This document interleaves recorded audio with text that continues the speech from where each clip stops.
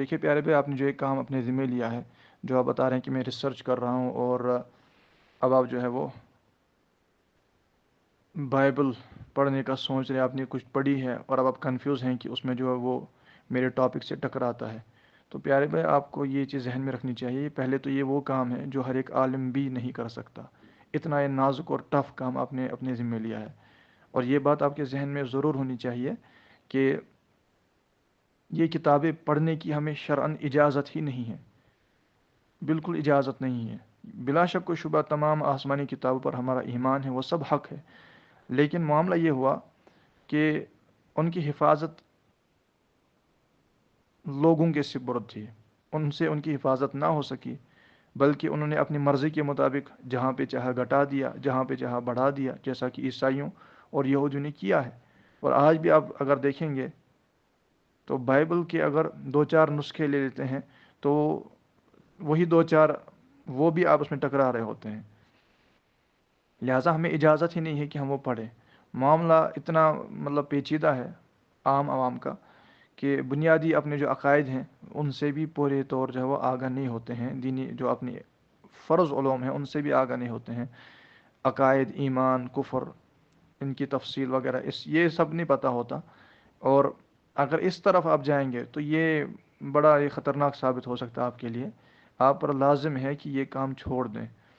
اور اس میں آپ کو یہ عرض کر دوں کہ قرآن جو ہے نا، قرآن پاک بھی اگر آپ پڑھتے ہیں یا احادیث آپ پڑھتے ہیں اور بغیر استاد کے پڑھ رہے ہیں، یا پھر آپ بغیر تفسیر کے یا شروحات کے پڑھ رہے ہیں، تو اس میں بھی خطرہ ہو سکتا ہے کہ بندہ کیا سے کیا سمجھ جائے.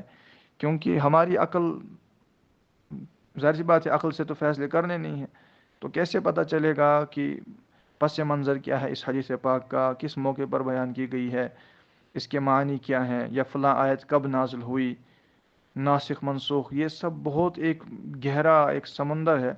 لہٰذا ہمیں حکم ہی یہی ہے کہ اگر ہم قرآن سمجھنا چاہتے ہیں تو ہم پر لازم ہے کہ مستند تفسیر ساتھ رکھیں، اس کو دیکھ دیکھ کر سمجھنے کی کوشش کریں. ورنہ خود ہی قرآن بھی پڑھنے جائیں گے نا، اس میں بھی غلط فہمیاں قرآن غلط نہیں ہے، بات سمجھے گا، ہمیں غلط فہمی ہونے کا سخت اندیشہ ہے کیونکہ ہم ناقص ہیں.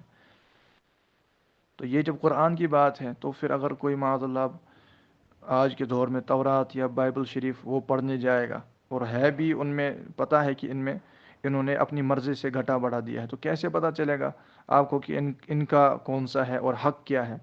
ہمارا ان پر ایمان ہے جو خدا نے نازل فرمائے، وہ بے شک حق ہے. جو انہوں نے تحریف کی اس پر ہمارا ایمان نہیں ہے.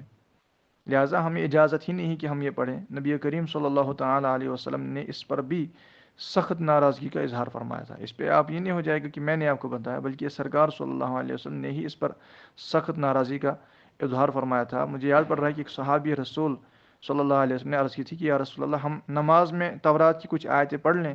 تو حضور علیہ السلام نے اس پر ناپسندیدگی کا اظہار فرمایا تھا.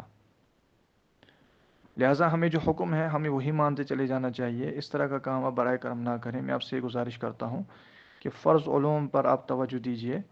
اور جو دعوت اسلامی کی بنیادی کتابیں ہیں، 10 اسلامی عقیدے اعلیٰ حضرت کی کتاب ہے، کفریہ کلمات کے بارے میں سوال جواب یہ کتاب ہے، اور بھی کئی ساری کتابیں ہیں، بہار شریعت ہے، ان کو اچھی طرح سے پڑھ لیجئے، ان کو اچھی طرح سے یاد کر لیجئے.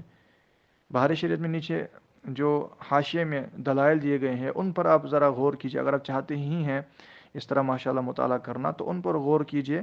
ان کا آپ کسی اچھے عالم دین سے ترجمہ کروا لیجئے کہ اس کا کیا معنی ہے. انشاءاللہ تعالیٰ بہترین علم آپ کو حاصل ہوگا. اور ساتھ ہی فرض علوم کورس جو مدنی چینل کا یوٹیوب پر اپلوڈ ہے وہ سن لیجئے. روزانہ ایک ایک لیکچر آپ سنیں گے، آپ بہترین علم دین حاصل کریں گے. لیکن یہ جو طریقہ کار آپ بتا رہے ہیں، واقعی کہتا ہوں اس طرح بہت اندیشہ ہے کہ بندہ گمراہ ہو جائے. بہت اندیشہ ہے، کیونکہ یہ چھوٹی بات نہیں ہے. اللہ ہمیں اسی طرح دین سمجھنے کی توفیق عطا فرمائے جس طرح اجازت ہے. السلام علیکم ورحمۃ اللہ وبرکاتہ.